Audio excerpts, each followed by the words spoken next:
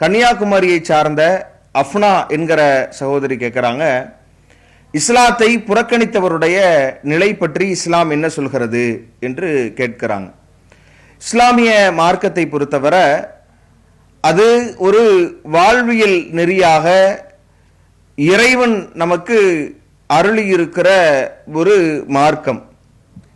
இதை கடைபிடிப்பது தொடர்பாக மார்க்கம் நமக்கு காட்டுகிற வழிகாட்டுதல்களில் மிக முக்கியமான ஒரு அடிப்படை என்ன அப்படின்னு பார்த்தோம்னா, இந்த மார்க்கத்தில் நிர்பந்தம் என்பது இல்லை.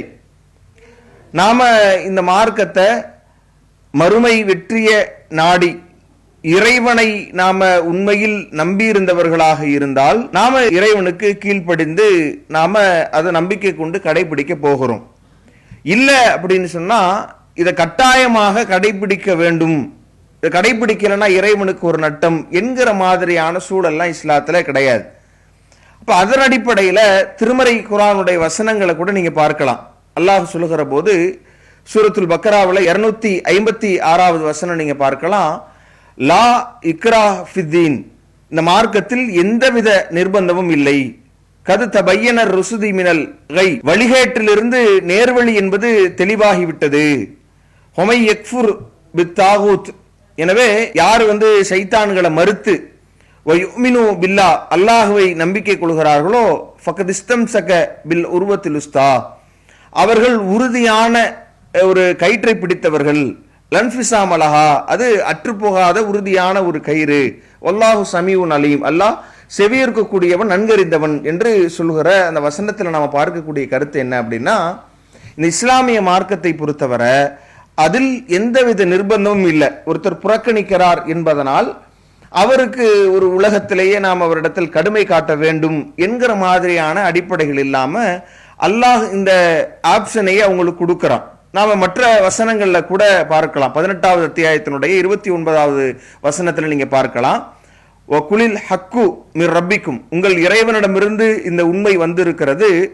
ஃபமன் ஷாஅ ஃபல்யுமின், எனவே யார் விரும்புகிறாரோ அவர் இதை நம்பிக்கை கொள்ளட்டும்.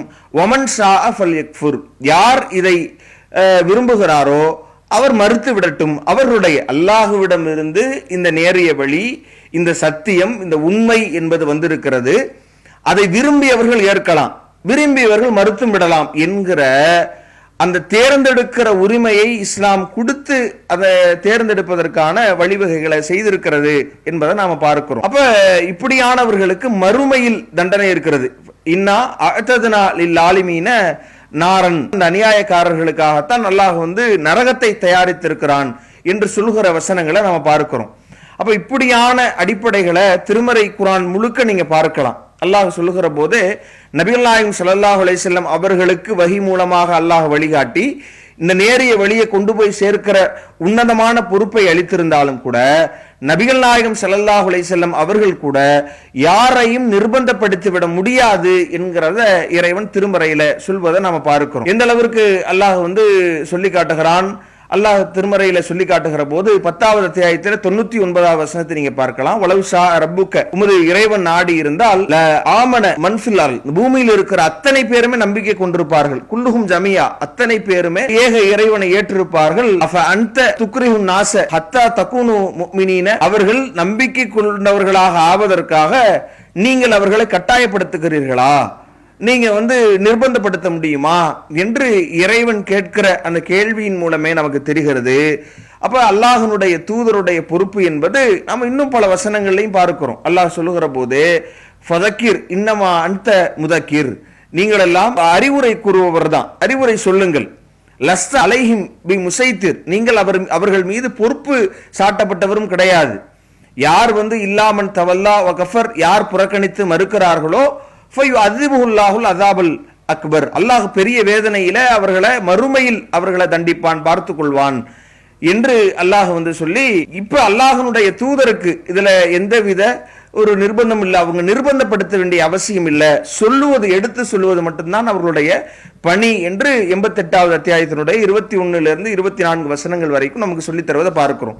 இப்படி எண்ணற்ற பல வசனங்கள் இது நமக்கு தெளிவுபடுத்துது. அல்லாஹ்வுடைய தூதர் என்ன செய்யறாங்கன்னா, அந்த மக்களோடு மாற்று கொள்கையை சார்ந்தவர்களும் இருக்கிறாங்க, இஸ்லாத்தை ஏற்று அதை புறக்கணித்தவர்களும் கூட இருக்கிறாங்க. இந்த கேள்வி எதன் அடிப்படையில் கேட்கப்படுகிறது அப்படின்னா, இஸ்லாத்தை ஏற்று நிராகரிக்கிறாங்க, இஸ்லாத்தை ஏற்காமலும் நிராகரித்து இருக்கிறாங்களே, இவங்களுடைய நிலை என்ன என்கிற கோணத்தில் கேட்கிறாங்க. அப்ப நம்ம இருவரையும் பார்க்கும் பொழுது நபிகள் நாயகம் ஸல்லல்லாஹு அலைஹி வஸல்லம் அவர்களுடைய காலகட்டத்திலேயே யார் எதிர்த்து வருகிறார்களோ, இஸ்லாத்திற்கு எதிராக, இஸ்லாமியர்களுக்கு எதிராக, அவர்களுடைய வாழ்க்கையை கேள்விக்குறியாக்குகிற விதமாக மக்காவில் அவ்வளவு நெருக்கடிக்கு உள்ளாவன போது கூட அல்லாஹ்வுடைய தூதர் எதிர்க்கல. நபி அவர்களை மக்காவிலிருந்து துரத்தி அடிக்கப்பட்ட போதும் கூட சொந்த மண்ணை விட்டு இடம்பெயர்ந்துதான் வர்றாங்க.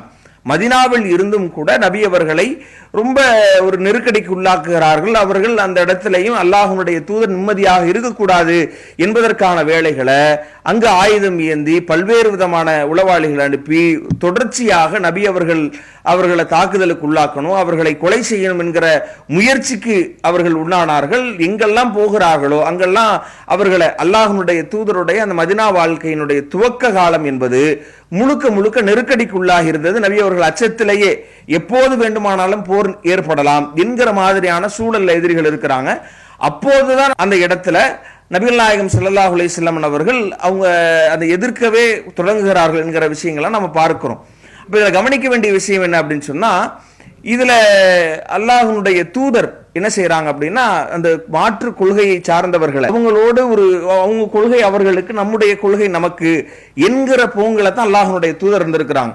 அதையும் பல வசனங்கள் சொல்கிறது. குல் யா அய்யுஹல் காஃபிரூன், காஃபிர்களே, லா அபுது மா தஅபுதூன், நீங்கள் வணங்குவதை நான் வணங்க மாட்டேன், வலா அன்தும் ஆபிதூன மா அபுது, நான் வணங்குபவனை நீங்கள் வணங்க மாட்டீர்கள், வலான ஆபிதும் மா அபத்தும், நீங்கள் வணங்குபவற்றை நான் வணங்க மாட்டேன், வலா அன்தும் ஆபிதூன மா அபுது, நான் வணங்குபவனை நீங்க வணங்க போறது இல்ல, லக்கும் தீனுக்கும் வெளியதீன், உங்கள் மார்க்கம் உங்களுக்கு, என்னுடைய மார்க்கம் எனக்கு என்று அல்லாஹ்வுடைய தூதர் நின்று கொண்டார்களே ஒழிய, இதுல ஏற்க மறுத்தவர்களோடு அவங்க ஏற்கலாம் மறுக்கலாம், அதற்கான உரிமை அவர்களுக்கு வழங்கப்பட்டுருச்சு. அதுல யாருக்கும் நிர்பந்தம் கிடையாது. அப்ப அவங்க புறக்கணித்தவர்கள் தொடர்பாக நாம அதுல எந்த விதத்திலையும் ஐயம் கொள்ள வேண்டிய அவசியம் இல்லை. அப்ப இதுல இவ்வளவு தெளிவாக மார்க்க வழிகாட்டுதல் வழங்கப்பட்டிருந்தாலும் கூட இது எதன் அடிப்படையில் கேட்கப்படுதுன்னா, இப்ப இஸ்லாத்தை ஏற்று ஒருவர் புறக்கணிக்கிறார் என்றால் அவர் தண்டனைக்குரிய குற்றவாளி, அவருக்கு மரண தண்டனை விதிக்க வேண்டும் என்கிற மாதிரியான சில நபிமொழிகளை வைத்து அப்படி அந்த மாதிரியான ஒரு அடிப்படைகளை சொல்லக்கூடிய நிலையை நம்ம பார்க்கிறோம்.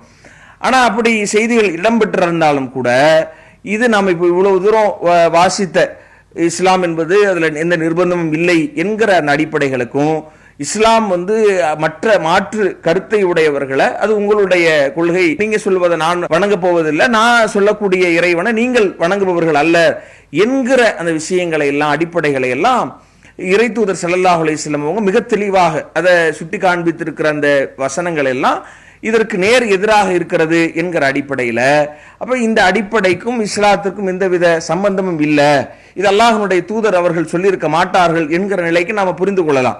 இன்னும் சொல்ல போனா நபிகள் நாயகம் ஸல்லல்லாஹு அலைஹி வஸல்லம் அவர்களுடைய நடவடிக்கையும் அப்படித்தான் இருந்தது. நபிகள் நாயகம் ஸல்லல்லாஹு அலைஹி வஸல்லம் அவங்க எப்படி இருந்தாங்க, இஸ்லாத்தை ஏற்றுவிட்டு மறுத்தவர்கள் தொடர்பாக திருமறை வசனங்கள் எப்படி பேசுகிறது என்று நீங்க பார்க்கலாம். 4வது அத்தியாயத்தில் 137வது வசனத்தில் இறைவன் சொல்லுகிற போது, இன்னல்லதீன ஆமனு, நம்பிக்கை கொண்டவர் முதல்ல நம்பிக்கை கொண்டு, சும்ம கஃபரு பிறகு மறுத்துவிட்டு, சும்ம ஆமனு பிறகு அவர்கள் ஏற்று, சும்ம கஃபரு பிறகும் அவர்கள் ஏற்றதை மறுத்து, சும்மஸ்தாது குஃப்ரன் பிறகு இறை மறுப்பை யார் அதிகரித்துக் கொண்டார்களோ, லம் யகுனுல்லாஹு லியக்ஃபிர லஹும், அல்லாஹ் அவர்களை மன்னிக்க மாட்டான், வலா யஹ்திஹும் சபீலா, அவர்களுக்கு அல்லாஹ் அவர்களை நேர்வழியில் செலுத்துவனாகவும் இல்லை என்கிற இந்த வசனம் நமக்கு எதை சொல்லுது? முதல்ல ஒரு இஸ்லாத்தை விட்டு அதை புறக்கணித்தாலே அவர் தண்டனைக்குரியவர் என்றால், அப்ப அல்லாஹ் எப்படி அவர் இறை நிராகரிப்பை ஏற்று மீண்டும் எப்படி நம்பிக்கை கொள்வதற்கான அல்லாஹ் வாய்ப்பு வழங்க முடியும்? அப்ப அல்லாஹ்வே வாய்ப்பு வழங்குறான். ஒரு ஏக இறைவனை நம்பிக்கை கொண்டு அதற்கு பிறகு அவர்கள் அல்லாஹ்வை மறுக்க தொடங்கிவிட்டால் அதை திரும்ப அவங்க நம்பிக்கை கொள்வதற்கான வாய்ப்பை இறைவனை வழங்கி இருக்கிறான். பல தடவைகளை கடக்கிற போது தான் அல்லாஹ் அதை மன்னிக்கிற அந்த அடிப்படையை விட்டு அவர்களை விளக்குகிறான் என்கிற நிலையும் கூட நாம பார்க்கிறோம். அப்ப இது மாதிரி எண்ணற்ற பல வசனங்கள் இன்னும் நாம பார்க்கிறோம். 2வது அத்தியாயத்தினுடைய 217வது வசனத்தை இங்கே பார்க்கலாம்.